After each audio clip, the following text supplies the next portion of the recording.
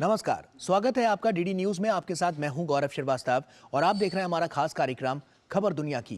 खबर दुनिया की में आज की कड़ी में बात होगी भारत में मनाए गए 75वें गणतंत्र दिवस की, साथ ही पूरी दुनिया में भारत के गणतंत्र दिवस की धूम की, इमैनुअल मैक्रों के भारत दौरे की रणनीतियों की, इजराइल हमास संघर्ष की और तो और ऑस्ट्रेलिया के राष्ट्रीय दिवस की। साथ ही इसके अलावा होगा और बहुत कुछ, लेकिन सबसे पहले नजर हेडलाइंस पर। 75वें गणतंत्र दिवस पर दुनिया ने देखी भारत की सैन्य शक्ति और भव्य सांस्कृतिक विरासत की झलक। दुनिया भर के भारतीय दूतावासों में मनाया गया गणतंत्र दिवस। रूस के राष्ट्रपति पुतिन समेत कई वैश्विक नेताओं ने भारत को दी शुभकामनाएं।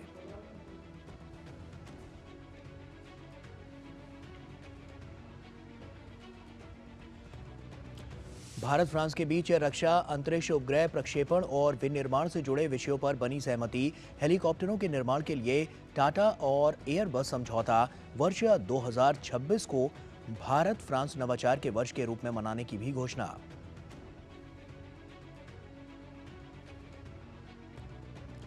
संयुक्त राष्ट्र की शीर्ष अदालत ने इजराइल हमास संघर्ष को लेकर सुनाया बड़ा फैसला। गाजा में संघर्ष विराम का तत्काल आदेश देने से इनकार। कहा, इजराइल सुनिश्चित करे कि सेना न करे गाजा में नरसंहार। बुनियादी सेवाओं और मानवीय सहायता को गाजा में सुनिश्चित कराने पर दिया जोर। अमेरिका के अल्बामा में हत्या के दोषी को नाइट्रोजन गैस के जरिए दी गई मौत की सजा। 58 साल के केनेथ स्मिथ को फेस मास्क के जरिए सुंघाई गई नाइट्रोजन गैस। मानवाधिकार कार्यकर्ताओं ने मौत के इस तरीके पर जताई गहरी चिंता।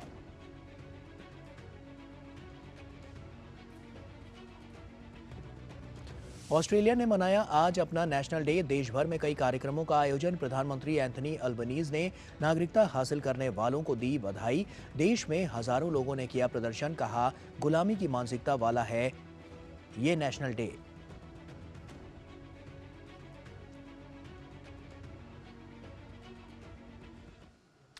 और आइए शुरुआत करते हैं और सबसे पहले बात करते हैं एशिया की।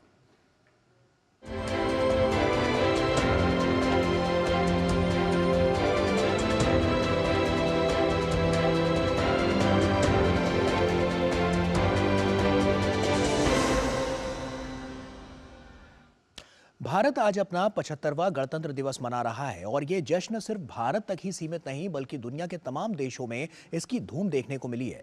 इस अवसर पर रूस के राष्ट्रपति व्लादिमीर पुतिन ने भारत की तारीफ की। साथ ही ऑस्ट्रेलिया के प्रधानमंत्री एंथनी अल्बनीज ने भी बधाई संदेश दिया और तो और अमेरिकी दूतावास ने भी भारत को गणतंत्र दिवस की शुभकामनाएं दी। साथ ही इसके अलावा दुनिया के तमाम देशों में भी आयोजनों की तस्वीरें सामने आई। आइए देखते हैं ये खास रिपोर्ट।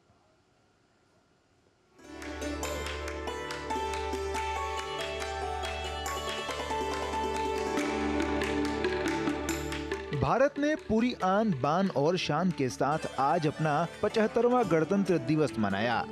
इस मौके पर केवल भारत ही नहीं बल्कि दुनिया के कई देशों में धूमधाम से गणतंत्र दिवस मनाया गया। इस अवसर पर रूस के राष्ट्रपति व्लादिमीर पुतिन ने भारत की तारीफ की है। व्लादिमीर पुतिन ने कहा कि भारतीय संस्कृति महान है और ये बहुत ही रोचक विविधतापूर्ण है। उन्होंने साथ ही कहा कि भारत में सख्त राष्ट्र उन्मुख नेतृत्व है और ये सभी मोर्चों पर तेजी से विकास कर रहा है। वहीं ऑस्ट्रेलिया के प्रधानमंत्री एंथनी अल्बानीज ने भी बधाई संदेश दिया है। उन्होंने लिखा है कि दोनों देश एक ही दिन राष्ट्रीय दिवस मनाते हैं। ये हमारी गहरी दोस्ती का जश्न मनाने का मौका है। इस बीच नेपाल की राजधानी काठमांडू में भारतीय दूतावास में गणतंत्र दिवस के अवसर पर नेपाल में भारत के राजदूत नवीन श्रीवास्तव ने तिरंगा फहराया। वहीं समारोह में छात्रों द्वारा सांस्कृतिक कार्यक्रम भी पेश किया गया। इसके अलावा अमेरिकी दूतावास ने भी भारत को गणतंत्र दिवस की शुभकामनाएं दी हैं। अमेरिकी दूतावास ने एक वीडियो जारी कर कहा कि अमेरिकी दूतावास और वाणिज्य दूतावासों में इस मौके पर लोग काफी उत्साहित नजर आए। सऊदी अरब के जेदा में भारत के महावाणिज्य दूतावास में भी गणतंत्र दिवस समारोह का आयोजन किया गया। भारत के महावाणिज्य दूत मोहम्मद शाहिद आलम ने तिरंगा फहराकर भारत के राष्ट्रपति के राष्ट्र के नाम संबोधन के अंश पढ़े। दूसरी ओर न्यूजीलैंड के वेलिंगटन स्थित उच्चायोग में बड़े उत्साह और देशभक्ति के साथ भारत का गणतंत्र दिवस मनाया गया। न्यूजीलैंड में भारत की उच्चायुक्त नीता भूषण ने इस मौके पर तिरंगा फहराया। जिसमें बड़ी संख्या में भारतीय समुदाय और न्यूजीलैंड के लोगों ने हिस्सा लिया। इसके अलावा जापान में भी भारतीय दूतावास ने भी 75वें गणतंत्र दिवस समारोह की झलकियां साझा की। राजदूत सीबी जॉर्ज ने भारतीय दूतावास में तिरंगा फहराया और राष्ट्रपति द्रौपदी मुर्मू का राष्ट्र के नाम संबोधन पढ़ा। श्रीलंका की राजधानी कोलंबो में भी भारत के गणतंत्र दिवस का उत्साह देखते ही बनता है। भारत के उच्चायुक्त संतोष झा ने कोलंबो के इंडिया हाउस में राष्ट्रीय ध्वज फहराया। साथ ही उच्चायुक्त ने IPKF स्मारक पर पुष्पांजलि अर्पित की। इसी के साथ समारोह में सांस्कृतिक प्रस्तुतियों के जरिए गणतंत्र दिवस का उल्लास मनाया गया। बांग्लादेश में भारतीय उच्चायोग में उत्साह के साथ गणतंत्र दिवस मनाया गया। इस समारोह में भारतीय समुदाय के सदस्यों ने बड़ी संख्या में भाग लिया। उच्चायुक्त ने भारतीय समुदाय का स्वागत किया और उन्हें इस अवसर पर शुभकामनाएं दी। आयरलैंड दूतावास में 75वां गणतंत्र दिवस समारोह का शानदार आयोजन किया गया। देशभक्ति सेलिब्रेट इस कार्यक्रम में आयरलैंड में भारत के राजदूत अखिलेश मिश्र ने दूतावास में झंडारोहण किया। राजदूत अखिलेश मिश्र ने राष्ट्रपति द्रौपदी मुर्मू का संदेश पढ़कर सुनाया। गणतंत्र दिवस समारोह में आयरलैंड में रहने वाले प्रवासी भारतीयों और दूतावास के अधिकारियों और कर्मचारियों के परिवार के सदस्यों ने भी भाग लिया। और राष्ट्रपति इमैनुअल मैक्रों की भारत यात्रा मात्र उनके गणतंत्र दिवस समारोह में बतौर मुख्य अतिथि के रूप में शामिल होने तक सीमित नहीं है। इस दौरान दोनों देशों के बीच रक्षा उत्पादन सहयोग पर रोड मैप, रक्षा अंतरिक्ष साझेदारी, उपग्रह प्रक्षेपण और टाटा द्वारा एयरबस H125 और H130 हेलीकॉप्टर का उत्पादन, स्वास्थ्य, सार्वजनिक प्रशासन और 2026 को भारत फ्रांस नवाचार वर्ष के रूप में मनाए जाने जैसे मुद्दों पर सहमति बनी है।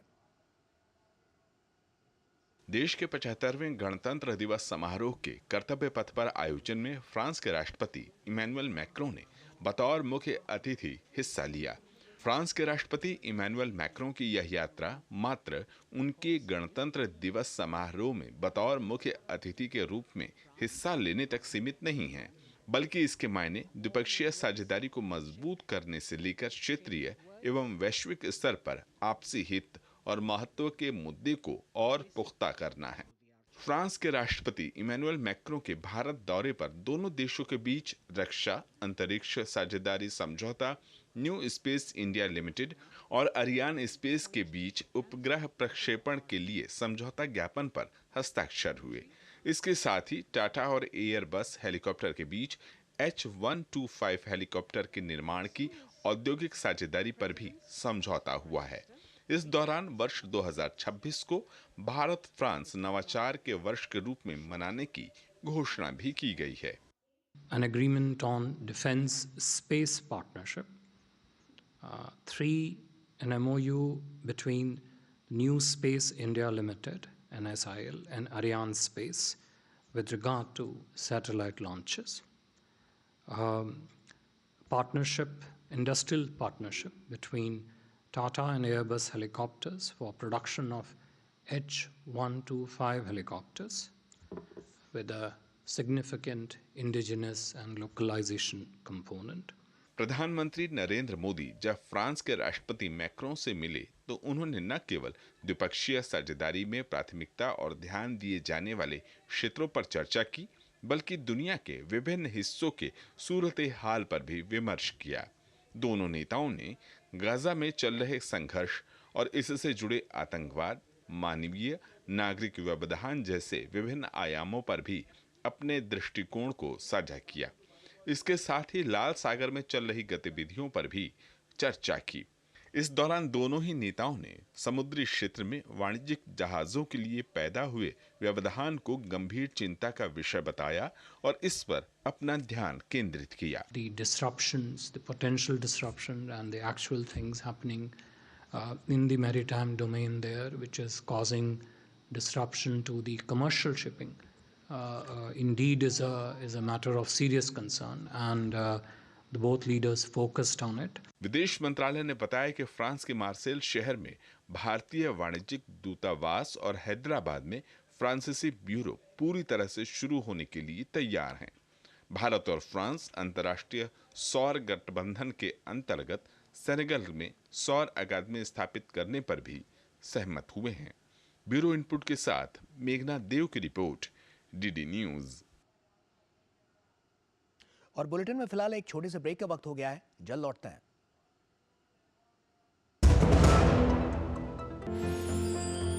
साल बरस और सदी नहीं, एक युग गुजर जाएगा।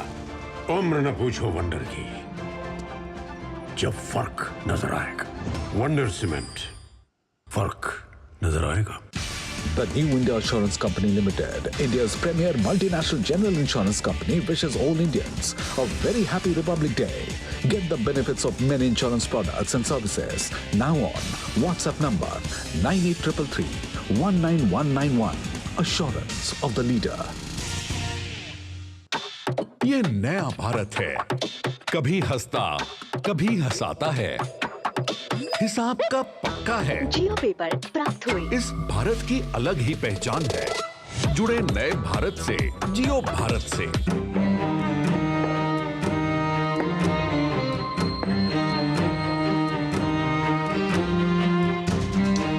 कब तक आप ऐसे फ्यूचर का टेंशन लेकर चलते रहेंगे? LIC के न्यू पेंशन प्लस के साथ अपनी पेंशन का प्लान बनाइए, क्योंकि ये प्लान आपके फ्यूचर के लिए मार्केट लिंक्ड वेल्थ क्रिएट करता है। और तो और इस प्लान में गारंटीड एडिशंस के साथ पेंशन पाने के कई ऑप्शंस भी हैं, so that you grow young and tension free. LIC, हर पल आपके साथ।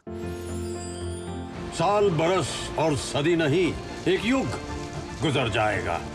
उम्र न पूछो वंडर की, जब फर्क नजर आएगा। वंडर सीमेंट, फर्क नजर आएगा। ब्रेक के बाद एक बार फिर से आप सभी का स्वागत है। इजराइल और हमास के बीच जारी युद्ध के दौरान अंतर्राष्ट्रीय न्यायालय ने एक महत्वपूर्ण आदेश दिया है। वर्ल्ड कोर्ट ने इजराइल से कहा है कि वो गाजा पट्टी में अपने हमले में हुई मौतों और नुकसान का पूरा हवाला दे और किसी भी तरह की गंभीर चोट या नुकसान को रोके। साथ ही कोर्ट ने अपने आदेश में कहा है कि इजराइल ये सुनिश्चित करे कि उनकी सेना गाजा में नरसंहार ना करे और वहां मानवीय स्थिति में सुधारवादी कदम उठाए। क्या है इस आदेश के मायने, आइए देखते हैं। इजराइल और हमास के बीच जारी संघर्ष को 4 महीने होने वाले हैं, लेकिन ये कम होने के बजाय दिन ब दिन और तेज होता जा रहा है। इसी बीच हैग स्थित अंतर्राष्ट्रीय अदालत ने दक्षिण अफ्रीका की मांग पर फैसला सुनाते हुए कहा कि इजराइल को ऐसे किसी भी कार्य को रोकने के लिए सभी उपाय करने चाहिए जिन्हें नरसंहार माना जा सकता है। अदालत ने साथ ही कहा कि गाजा पट्टी में तत्काल आवश्यक बुनियादी सेवाओं और मानवीय सहायता को सुनिश्चित करने के लिए इजराइल को तत्काल प्रभावी उपाय करने चाहिए। खास बात ये रही कि इस फैसले में अदालत ने तत्काल संघर्ष विराम की बात को खारिज कर दिया। इजराइल को यह सुनिश्चित करना चाहिए कि उसकी सेनाएं नरसंहार ना करे और कथित नरसंहार के सबूतों का संरक्षण सुनिश्चित करे। गाजा पट्टी में तत्काल आवश्यक बुनियादी सेवाओं और मानवीय सहायता के प्रावधान को सक्षम करने के लिए इजराइल को तत्काल प्रभावी उपाय करने चाहिए। इजरायली सेना गाजा में लगातार हमास के आतंकियों और उसके बुनियादी ढांचे को निशाना बनाती जा रही है। इसी बीच गाजा में जमीनी सैनिकों द्वारा निर्देशित लड़ाकू विमानों ने दर्जनों आतंकवादी ठिकानों पर हमले किए, जिसमें हमास के कई आतंकी हथियार और कमांडिंग सेंटर्स को नुकसान पहुंचाने का दावा किया गया है। वहीं लड़ाकू विमानों ने विस्फोटकों से भरी एक इमारत, एक एंटी टैंक पोस्ट और एक ऑपरेशनल सुरंग शाफ्ट पर भी हमला किया। इसी बीच इजराइल के प्रधानमंत्री बेंजामिन नेतन्याहू ने 7 अक्टूबर को हमास के हमले में मारे गए सैनिकों की याद में रीम बेस में वृक्षारोपण किया। इस दौरान उन्होंने एक बार फिर दोहराया कि हमास के खात्मे तक संघर्ष जारी रहेगा। इस जगह पर 7 अक्टूबर को हमारे कई सैनिक मारे गए थे। आज हम उनकी याद में खून और दुख से भरी इस जमीन पर पेड़ लगा रहे हैं। हमास आया था हमें उखाड़ फेंकने, लेकिन हम उन्हें उखाड़ फेंकेंगे। हम पूर्ण जीत हासिल करने के लिए प्रतिबद्ध हैं। पूर्ण जीत का मतलब हमास को खत्म करना और हमारे सभी बंधकों को वापस लाना है। उधर हमास भी गाजा में इजरायली सेना के खिलाफ कार्रवाई को अंजाम दे रहा है। हमास के आतंकी अलग अलग ठिकानों पर इजरायली सैनिकों को नुकसान पहुंचाने का दावा कर रहे हैं।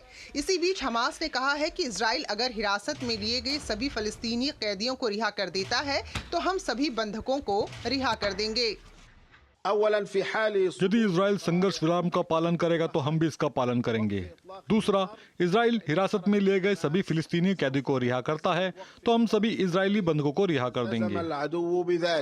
वहीं ब्रिटेन के विदेश मंत्री डेविड कैमरून ने एक बार फिर से दोहराया कि गाजा में अधिक से अधिक सहायता पहुंचनी चाहिए और बंधकों की रिहाई के लिए तत्काल संघर्ष रोका जाना चाहिए। मुझे लगता है कि संघर्ष विराम पर रोक इजराइल के हित में ही है, क्योंकि आप केवल इसके जरिए ही बंधकों को घर वापस ला सकते हैं।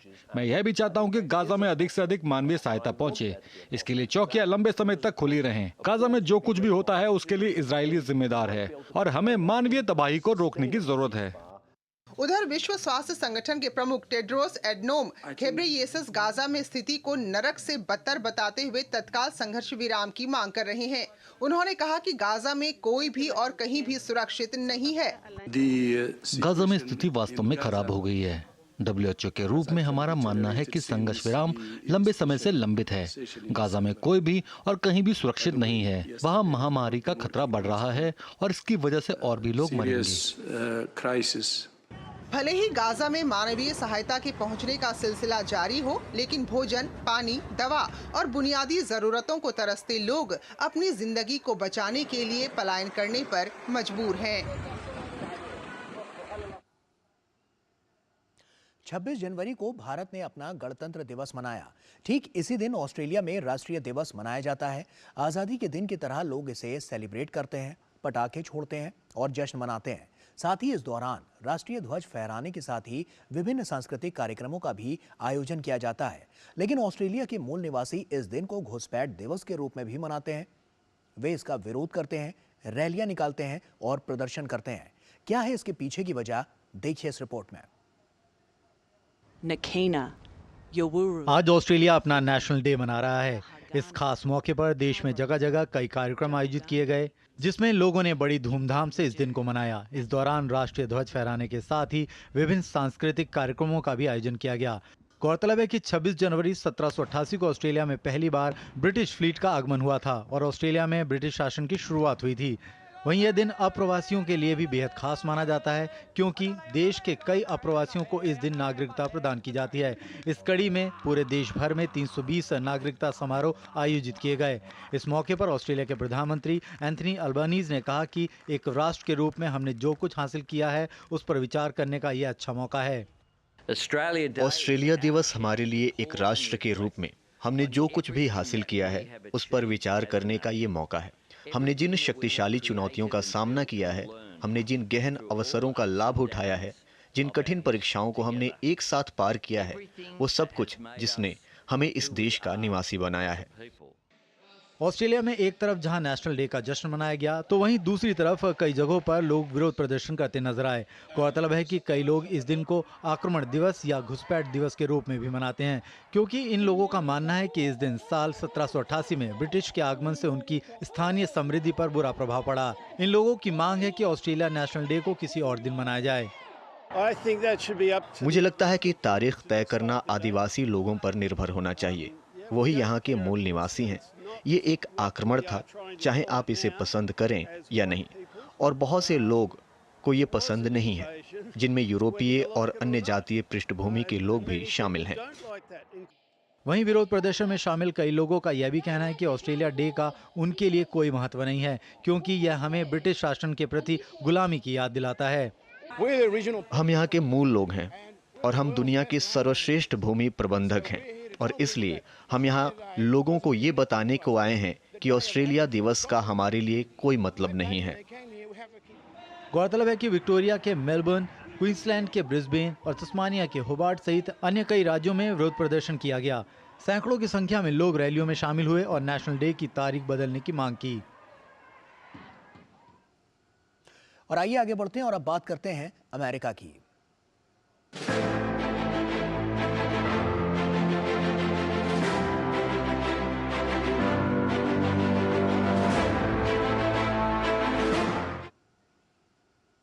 अमेरिका के अल्बामा में हत्या के एक मामले के दोषी को अपनी तरह का पहला तरीका अपनाते हुए नाइट्रोजन गैस सुंघाकर मृत्यु दंड दिया गया। इसी के साथ अमेरिका में मृत्युदंड को लेकर बहस फिर से छिड़ गई है। राज्य प्रशासन का कहना है कि यह नया तरीका मानवीय है, लेकिन आलोचकों ने इसे क्रूर और प्रयोगात्मक बताया है। और ये पहली बार है जब अमेरिका में सजाए मौत के लिए इस तरह का तरीका अपनाया गया हो। अमेरिका के अल्बामा में नाइट्रोजन गैस का उपयोग करके देश में पहली बार मौत की सजा दी गई है। 58 वर्षीय केनेथ यूजिन स्मिथ को नाइट्रोजन गैस सुंघाई गई, जिसके कारण शरीर में ऑक्सीजन की कमी से उनकी मौत हुई। स्मिथ के चेहरे पर एक एयरटाइट मास्क बांधा गया और फिर नाइट्रोजन को सांस से अंदर खींचने को कहा गया। इसे सूंघते ही ये गैस पूरे शरीर में फैल गई और शरीर के सारे हिस्सों ने काम करना बंद कर दिया। पहली बार अमेरिका में सजाए मौत के लिए ये तरीका अपनाया गया है। साथ ही वो दुनिया में पहले ऐसे कानूनी दोषी बन गए हैं जिन्हें गैस देकर मारा गया है। अल्बामा में विलियमसन होम करेक्शनल फैसिलिटी में नाइट्रोजन हाइपोक्सिया द्वारा केनेथ यूजिन स्मिथ को मौत की सजा दी गई। स्मिथ को रात 8:25 पर चिकित्सकों द्वारा मृत घोषित कर दिया गया। केनेथ स्मिथ ने काफी देर तक सांस रोकने की कोशिश भी की थी। केनेथ स्मिथ 1988 में भाड़े के बदले हत्या के मामले में दोषी था। स्मिथ को एक धर्म उपदेशक की पत्नी एलिजाबेथ सेनेट की हत्या का दोषी ठहराया गया था। उसने और उसके एक साथी ने उन्हें मारने के लिए उसके पति से $1000 की फीस स्वीकार की थी। वहीं पीड़िता के परिवार ने कहा कि स्मिथ को अपने बुरे कर्मों की कीमत चुकानी पड़ी है। मेरी माँ कभी वापस नहीं आ सकती है। बाइबल कहती है कि बुरे कामों का बुरा ही नतीजा होता है और केनेथ स्मिथ ने 35 साल पहले कुछ बुरे काम किए थे और आज उन्हें उसकी कीमत चुकानी पड़ी है। संयुक्त राष्ट्र के मानवाधिकार विशेषज्ञों और स्मिथ के वकील ने मौत की सजा रोकने की मांग करते हुए सुप्रीम कोर्ट में अपील की थी। अमेरिकी सुप्रीम कोर्ट ने गुरुवार शाम को यह याचिका खारिज कर दी थी। इस तरह की मौत की सजा के बाद अमेरिका में एक बार फिर मृत्युदंड को लेकर बहस छिड़ गई है। कई कानूनी जानकारों का मानना है कि मृत्युदंड के लिए यह सही रास्ता नहीं है और नाइट्रोजन गैस से इंसान तड़प तड़प कर मरता है और इसलिए अब वे इसे इंसान पर आजमा रहे हैं। यह हमारे लिए चिंता की बात है, क्योंकि इसे बढ़ावा दिया गया तो इससे अल्बामा और अन्य राज्यों में बहुत अधिक मौत की सजा दी जाने लगेगी। गौरतलब है कि अमेरिका में 1980 के दशक से जहरीला इंजेक्शन देकर सजाए मौत दी जा रही है। इससे हार्ट काम करना बंद कर देता है। हालांकि कई मामलों में दोषियों को इंजेक्शन देने वाले लोगों को उनकी नसें ही नहीं मिलती। ऐसा ही स्मिथ के मामले में भी हुआ था, जिसके बाद उसे नाइट्रोजन गैस से मौत देने का फैसला किया गया था। और वक्त यहां पर एक छोटे से ब्रेक का हो गया है, जल्द लौटते हैं। साल बरस और सदी नहीं, एक युग गुजर जाएगा। उम्र न पूछो वंडर की, जब फर्क नजर आएगा। वंडर सीमेंट, फर्क नजर आएगा। ग्रामीण अर्थव्यवस्था के संरक्षक agriculture insurance company of India AIC।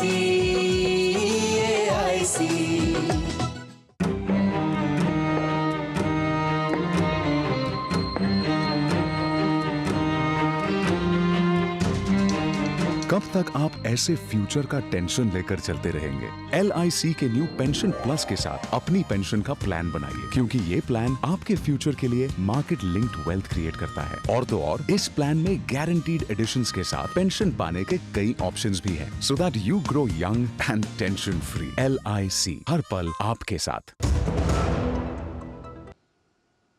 और आइए आगे बढ़ते हैं और अब बात करते हैं यूरोप की।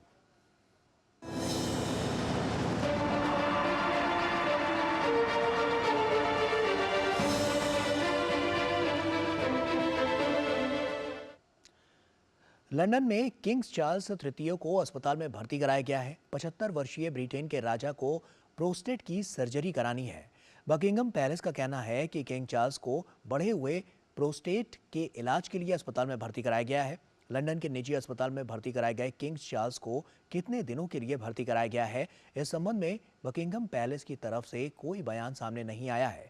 वहीं उनकी आगामी सार्वजनिक गतिविधियों को थोड़े समय के लिए स्थगित कर दिया गया है। लंदन के इसी निजी अस्पताल में पिछले हफ्ते वेल्स की राजकुमारी कैथरीन की भी सर्जरी कराई गई थी। और अब दुनिया का दिल।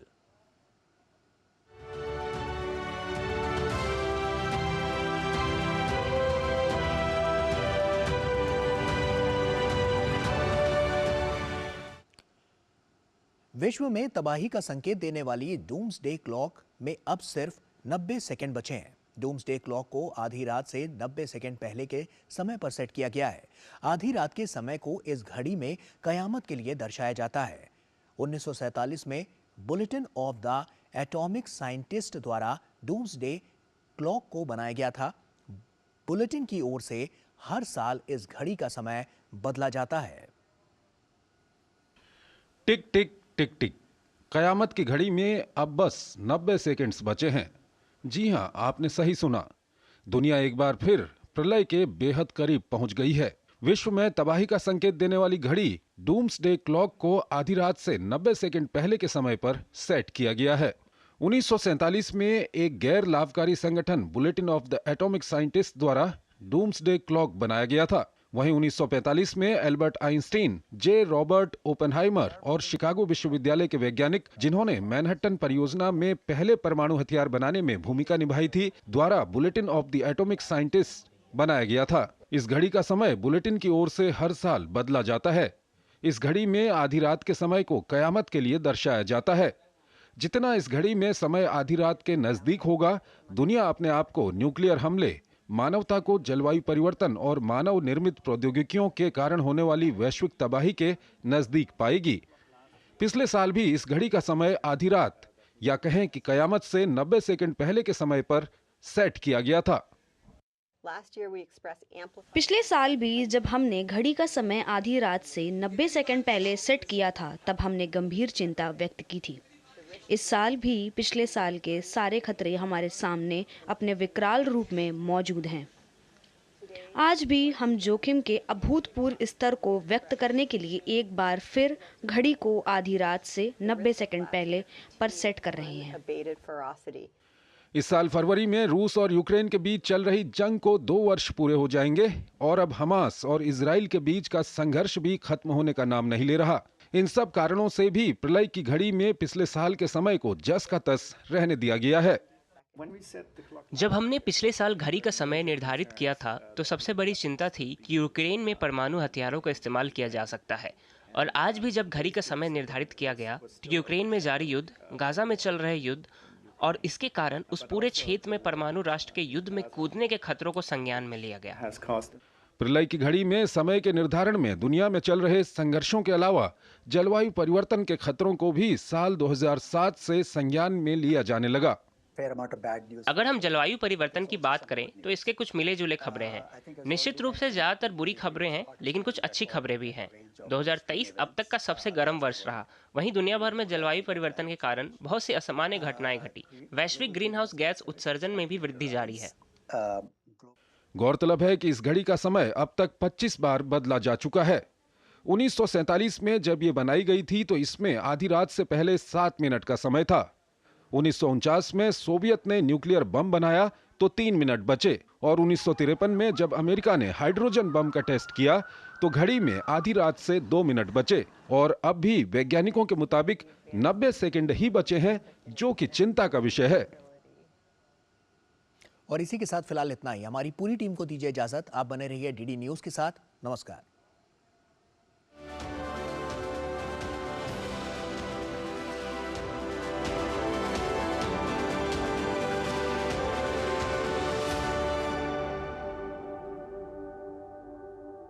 In a world that never stops, wherein